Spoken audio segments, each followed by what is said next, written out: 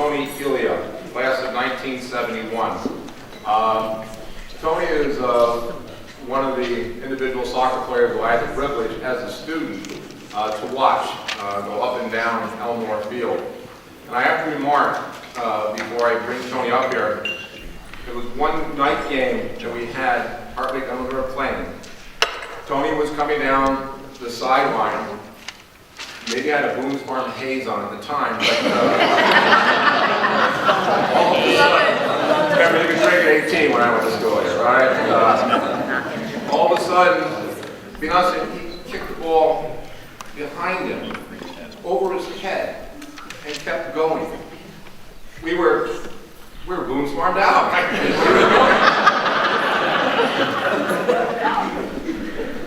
So Tony, thank you for that great soccer highlight of my life here.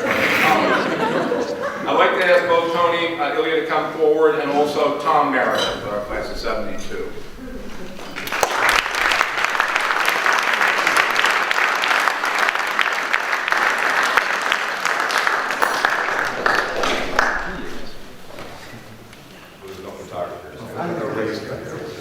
I would get you guys again.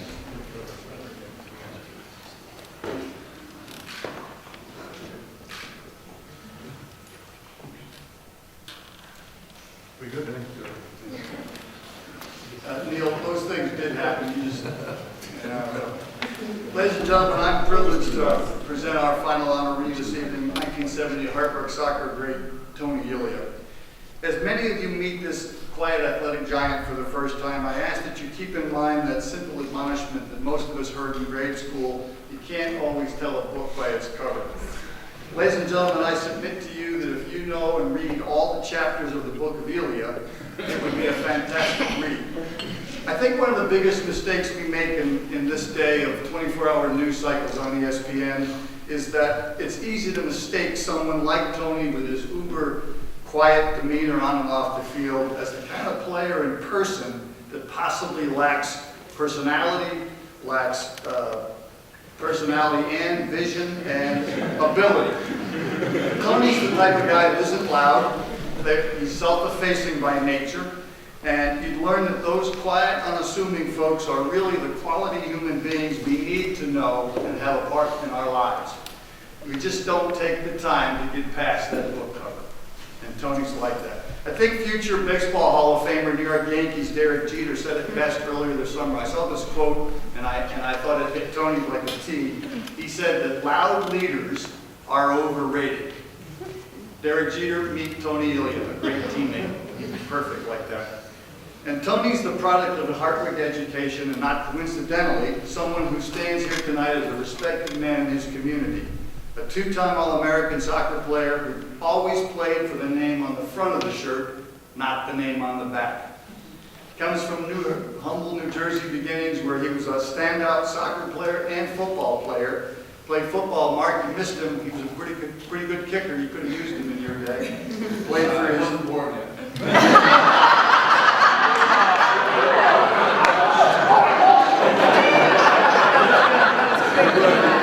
He kicked for his high school team and for his state. Very good soccer teams in high school. He went on to 2 stellar junior college All-American seasons at Mitchell JC in Connecticut, and then became a 2-time All-American here, it was mentioned earlier. Tony turned down a surefire pro contract to teach in high school. He was a history teacher and a soccer coach and a mentor at Saugerties High School, about 90 minutes from here, where he spent 37 years as a teacher and 30 years as their first high school soccer coach. A man who Wick Hall of Famer and teammate of Tony's, Eddie Austin, said always played big in big games.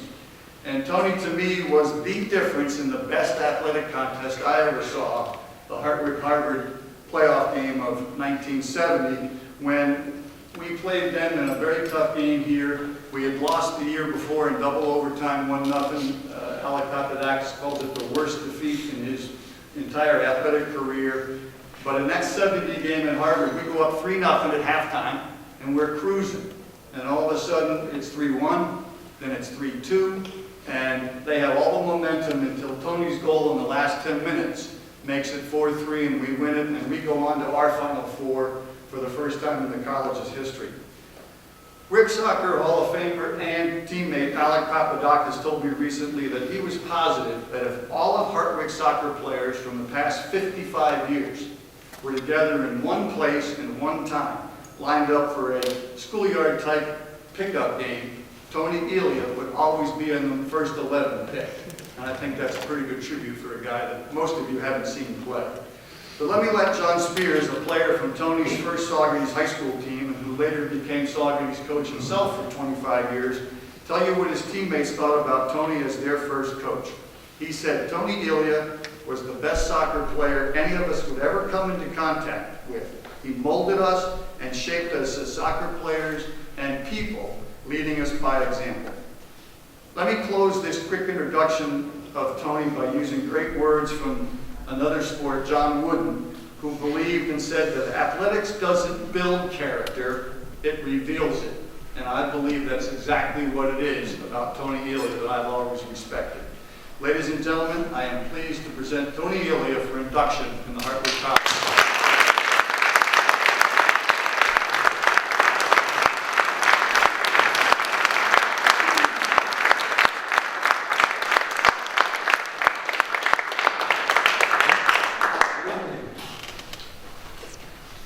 Neal told me to keep it brief tonight.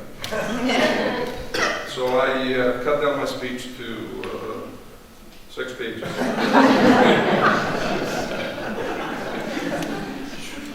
First of all, I'd like to congratulate the inductees tonight. I think it's a special honor for all of us to be here. Also, I'd like to thank Thom for such a gracious introduction. Thom was always our biggest fan. I'd also like to congratulate him to his new appointment as Executive Director of the Connecticut Junior Soccer Association. Thom is a great asset to U.S. soccer. He's been at all levels. So thank you, Thom. Sorry I'm using these notes. At my age, it would be kind of forgetful. It's dark up here. Anna's got a light. Anna's got a light. I'm joking.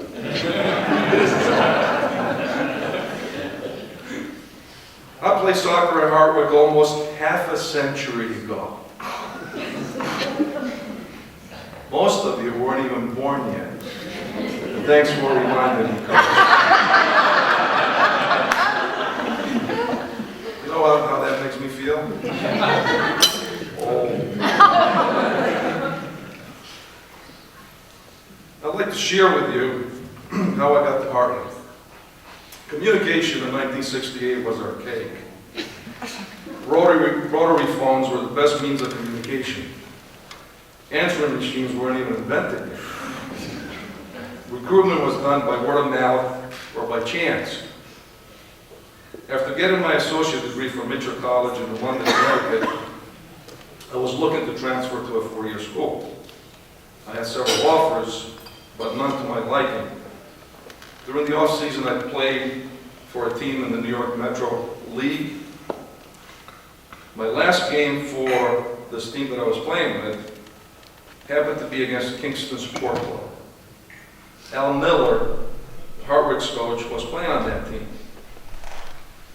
After the game, he came to me and asked me for my name and number. Didn't hear from him for a while. 3 months later, he showed up at an indoor tournament I was playing in Patterson, New Jersey. He asked me to go with him to Hartwick College for a weekend. I did. I liked what I saw.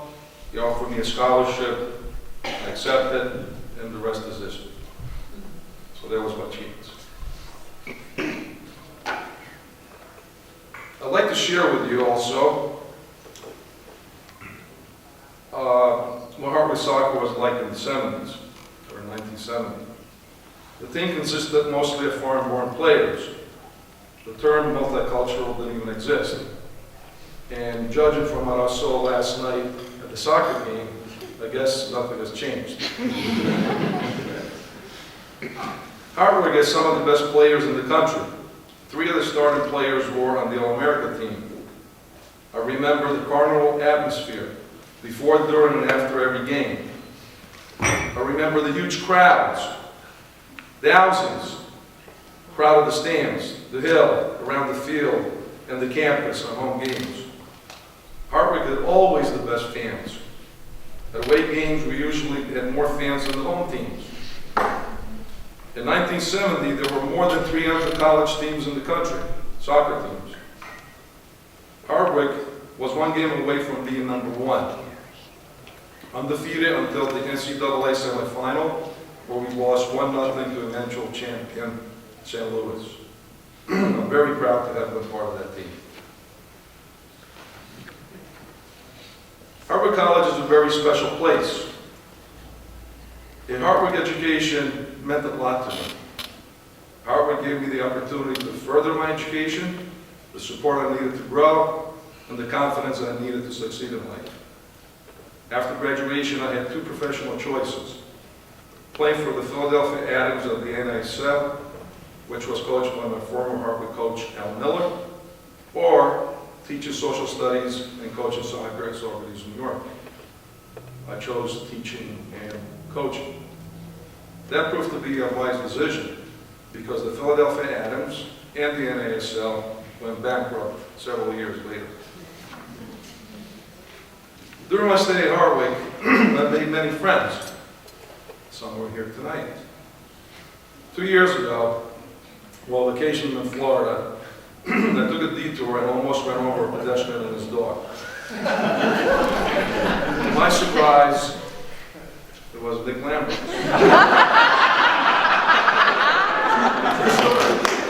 True story. That's true. We hadn't seen each other in over 40 years. We renewed our friendship, and now we see each other frequently. The topic of conversation, however, is different than it was in 1970. Instead of talking about tactics and competition, he tells me of his knee replacement, attack, and all his aches and pains.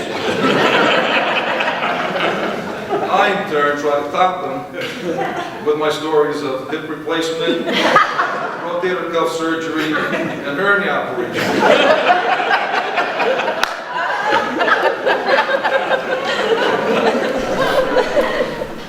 Miller is another friend. His infectious smile is bigger than life. He looks the same now as he did in 1970. Well, give or take a couple pounds. Whether at the brass rail, or at IDEO parties, or as president of the Alumni Association, Neal stands out as a symbol for what is good at Hartwick. I'd like to thank Al Miller for bringing me to Hartwick, Nick Lambros for being the personification of Hartwick sports, the Board of Electors and the administration for being supportive of Hartwick soccer, the Hall of Fame nominating committee. I'm honored to be inducted. I'd like to thank my family for always being supportive. And finally, I'd like to say that I'm privileged to have been part of this great institution and one of the most successful soccer programs in the country. Thank you, and God bless.